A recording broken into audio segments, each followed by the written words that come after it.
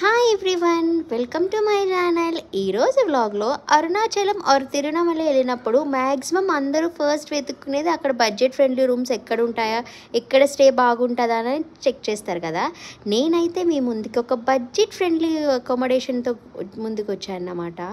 And దీని exact location వచ్చేసి వరుణలింగానికి 500 metres, అలాగే మోక్షలింగానికి జస్ట్ 1 కిలోమీటర్ లోపే ఉంటుందన్నమాట ఈ హోటల్ వచ్చేసి. అండ్ ఆ రూమ్ అయితే చాలా నీట్గా ఉంది. మేము వెళ్ళింది 6 మెంబర్స్ కాబట్టి మేము ఫ్యామిలీ సూట్ రూమ్ తీసుకున్నాము.